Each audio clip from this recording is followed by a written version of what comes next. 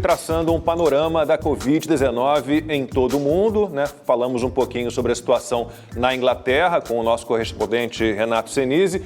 E agora a gente vai conversar mais uma vez com o Pacelli Luquevaux, meu amigo economista brasileiro do Recife, que mora já há muitos anos em Berlim, na Alemanha. Pacelli, um prazer ter você de novo aqui com a gente. Boa tarde. Vamos lá, eu vou começar do mesmo jeito que eu comecei com o Renato Senise. Queria que você tentasse traçar aí um panorama da situação na Alemanha. E aí você pode trazer vários números, se você tiver esses números aí. Então, número de casos, de morte por milhão, vacinação. Qual é o panorama na Alemanha hoje? Pacelli, agradeço mais uma vez pela participação. Muito obrigado pelo convite, primeiramente, Lacombe. Boa tarde a todo mundo, né? Aqui quase boa noite, como você fala, bom dia, quase boa tarde. Aqui boa tarde, quase boa noite. Mas eu fiquei vendo aí realmente a situação do Renato, né, do colega, e deu um pouquinho de inveja também, né? Que a gente vê que a situação está um pouco distante, né? Apesar de todas as medidas de lockdown duras que foram tomadas aqui, a gente está bem distante dessa situação de abrir, né, pubs, abrir os bares, os restaurantes, por exemplo. O que teve de recentemente uma medida mais relevante que foi aprovada na semana passada no parlamento alemão é você devolver boa parte dos direitos constitucionais aos cidadãos que comprovadamente se curaram do Covid, né? Tem um teste PCR positivo de 28 dias atrás, que estão testados também, e outros que já tomaram a vacina, 14 dias depois da segunda dose. Então, essas pessoas começam a receber de volta alguns direitos constitucionais, como, por exemplo, elas não precisam mais se ater à questão do toque de recolher, que está valendo aqui das 10 da noite até as 5 da manhã. Porém, a gente já vê que lojas já são abertas para pessoas com os testes, por exemplo, né? A gente vê, por exemplo, que a vacinação nos últimos dias, na verdade, a partir da última semana, teve uma acelerada considerável, porque demorou muito, né? A vacinação aqui estava virando um caso de vergonha. Toda a imprensa passava, né, dias e dias falando quão desastrosa que foi a política de vacinação aqui, mas realmente nos últimos dias a gente conseguiu aqui ter cerca de mais de 1 milhão de vacinações por dia, o que é um número muito alto para um país que tem 80 e 83 milhões de habitantes, por exemplo, né? Então a vacinação está adiantando. Recentemente também a gente tem a questão da AstraZeneca. Na AstraZeneca, eles derrubaram a prioridade para a AstraZeneca. Então, se você é jovem, mesmo que não esteja na prioridade, você pode tranquilamente ir lá pedir ao seu médico, né, para ser vacinado com a AstraZeneca. Eles derrubaram também essa questão da prioridade da Johnson & Johnson, né? Então, assim, a discussão tudo bem, muita gente já começa a ver um pouco de uma luz no fim do túnel, né? Você tem algumas flexibilizações. Porém, o pessoal fala que você está vendo uma divisão muito clara da sociedade, uma coisa que foi falada no começo da pandemia, que era impossível de acontecer, essa questão de você dividir as pessoas, devolver direitos fundamentais para alguns e não devolver para outros. Então, essa discussão surge com muito mais força aqui na Alemanha ultimamente. Amanda. Pacelli, seja bem-vindo mais uma vez à Opinião no Ar. Prazer encontrá-lo, mesmo que virtualmente. Pacelli, eu queria que você falasse um pouco sobre essa lei que foi aprovada no parlamento alemão, né, na Câmara Alta e na Câmara Baixa, que impõe uma espécie de freio de emergência. Quer dizer, o governo federal, Angela Merkel, pode coordenar ações assim que determinadas regiões apresentarem um número, acho que de mais de 100 novas infecções por cada 100 mil habitantes. Então, a partir daí, o governo nacional pode tomar uma série de medidas, de restrições para que esse contágio não se alastre. Queria que você falasse um pouco sobre as discussões em torno dessa medida, que eu entendo que gerou resistência, e a aprovação que ela impõe de fato. Ela foi aprovada recentemente, acho que no final de abril agora, né, e basicamente o governo federal da Alemanha pegou todos os poderes de decisão, né, de medidas de combate ao corona para si.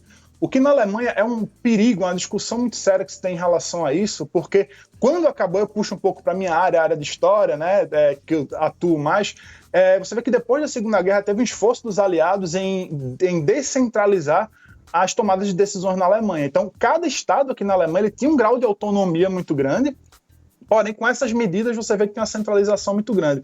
Mas, basicamente, é exatamente isso. A partir de 100, né, e aí, as minhas outras participações aqui, eu fiquei insistindo nessa questão da incidência, né, em alemão, incidentes, quantos casos por dia você pega uma média dos últimos 7 dias, eles ficam realmente insistindo nesse número, não leva em consideração, por exemplo, a lotação das UTIs, por exemplo, eles não levam em consideração a quantidade de mortes, é somente esse número. Então esse número está sendo utilizado para fechar escolas, por exemplo, ele está sendo utilizado para fechar lojas, por exemplo, essa parte toda de cultura, essa parte toda de gastronomia, hotelaria, está tudo fechado desde praticamente 2 de novembro, né? E antigamente, pelo menos alguns estados e cidades, eles tinham a possibilidade de relaxar algumas dessas regras e agora eles não têm mais, né? Então as pessoas que estão mais próximas da realidade, estão mais próximas ali do dia a dia das pessoas, elas estão com muito menos poder de decisão. Daqui a pouquinho a pergunta do Silvio Navarro, agora um recado para você que acompanha o Opinião no Ar. O inverno está quente aqui na Rede TV com o Festival de Prêmios Inverno da Sorte. E para você que é assinante, a gente dá vantagens exclusivas. Então faz o seguinte, aponte a câmera do seu celular para esse QR Code aqui na tela e ganhe 250 pontos. Você vai juntando pontos e pode até triplicar suas chances de ganhar. Mas tem que pegar seus pontos agora, porque o QR Code fica aqui na tela por apenas 5 minutos. São muitas chances de ganhar prêmios incríveis no Festival de Prêmios Inverno da Sorte do Rede TV Plus. Então vamos lá, continuamos a conversa com o Pacelli Luquevaux, brasileiro que mora já há muitos anos em Berlim. Silvio.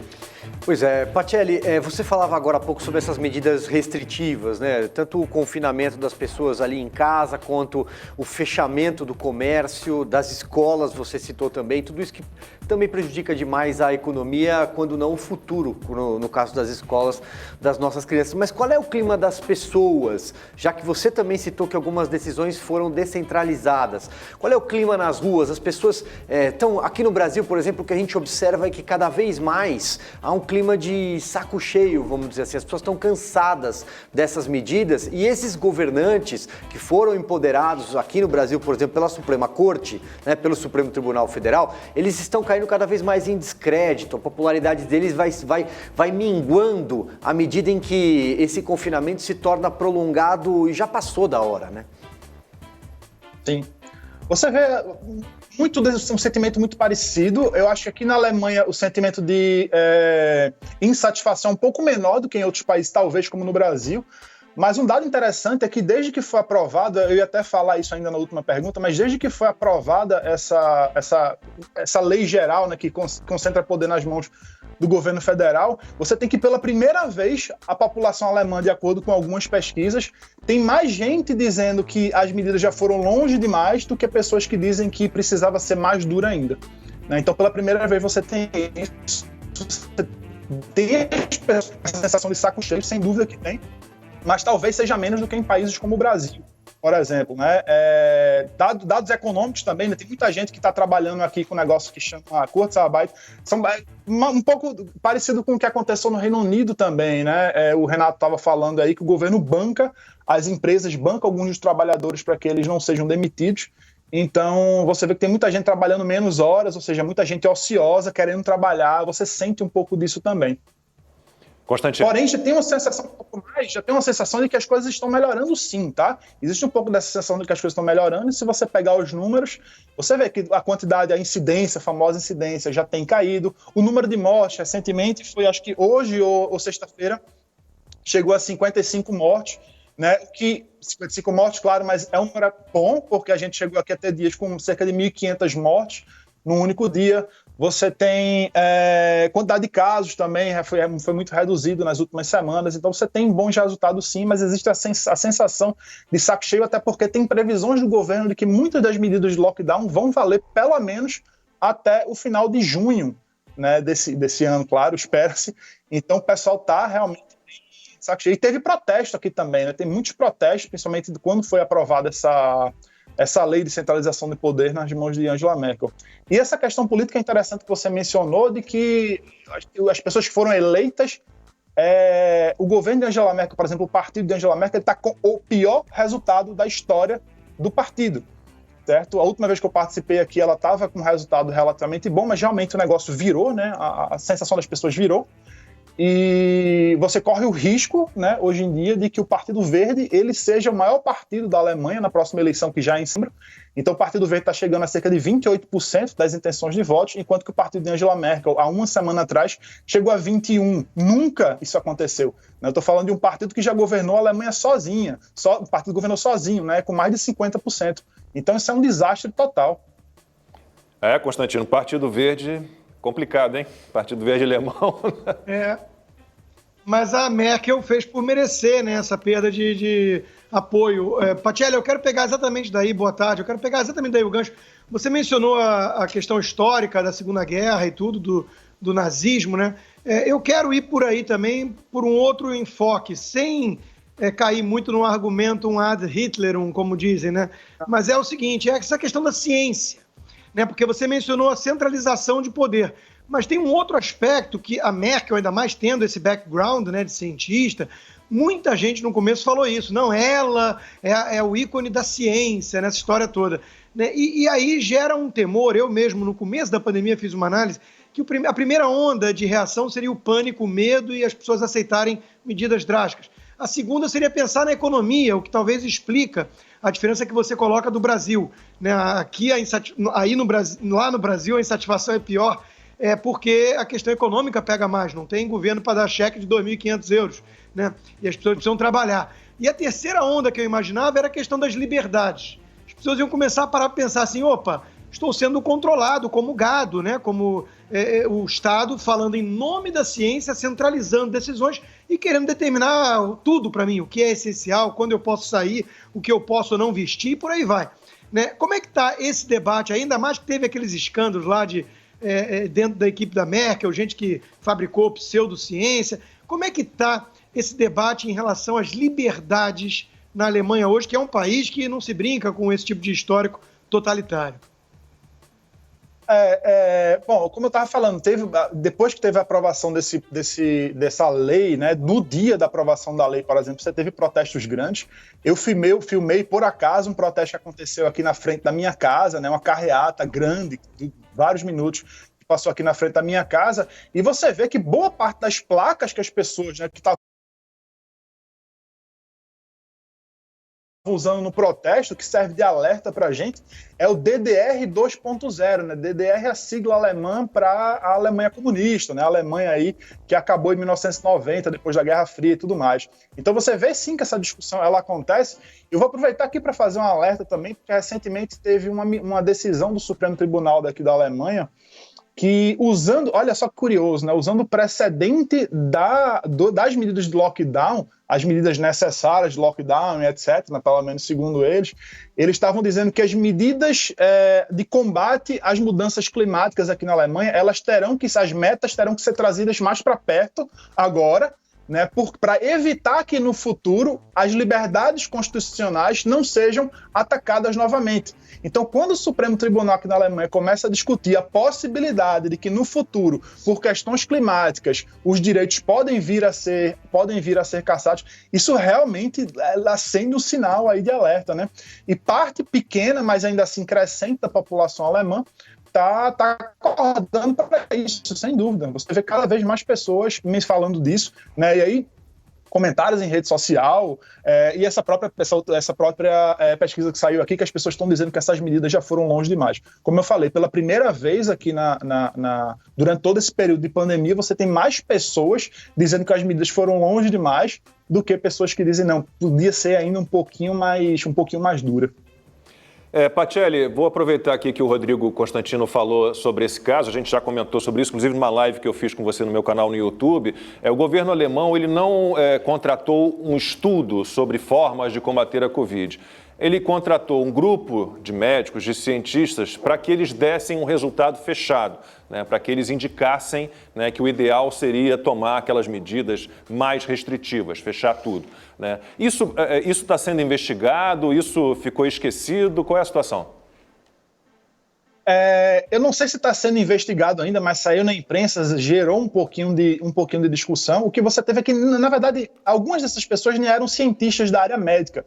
Um dos caras que mais chamou a atenção, ele era uma pessoa que tinha formação em letras, né, e tinha estudado na China por muito tempo, e a tese dele a área de pesquisa dele é como que a mídia ocidental, né, tratava e mentia sobre as políticas chinesas. O cara tem um site que só falta falar que Mao Tse Tung era um herói, né? Só falta não, ele fala coisas muito parecidas, né? Então essa pessoa foi, de uma maneira muito estranha, foi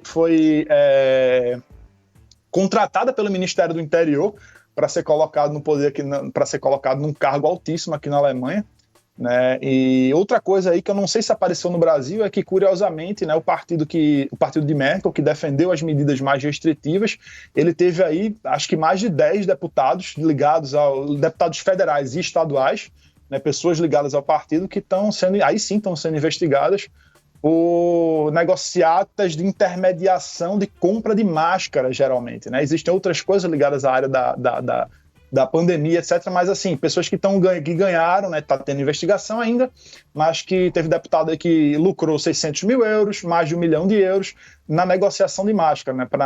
Na intermediação da compra de máscara do governo e algumas empresas. Então, a situação é essa. Cai um mito, né? Eu já fui algumas vezes à Alemanha, já estive, aliás, recomendo o Pacelli como guia. Depois você pode falar um pouquinho como é que está essa história, que você trabalha como é um economista, mas trabalha como guia de turismo, um guia completamente diferente dos tradicionais, né? Que dá uma ênfase muito maior em história, com histórias muito mais interessantes. Mas a gente tem, então, Covidão aqui no Brasil, tem Covidão na Alemanha também, né, Amanda? Quem diria que temos algumas semelhanças com os alemães, olha, né? A última vez que eu estive na Alemanha, eu fiquei impressionado, porque eu vi empresários sonegando impostos, né? Tudo bem, como os libertários de imposto é roubo, mas na Alemanha você imagina que todo mundo é tão, né, regrado, certinho, crime, né? Que ninguém faz isso, mas fazem isso também. Pela lei é crime. Não, aqui tem lugar que está o preço com nota, está o preço sem nota. Isso existe também. Pois é, chegou a Alemanha, exportamos talvez isso.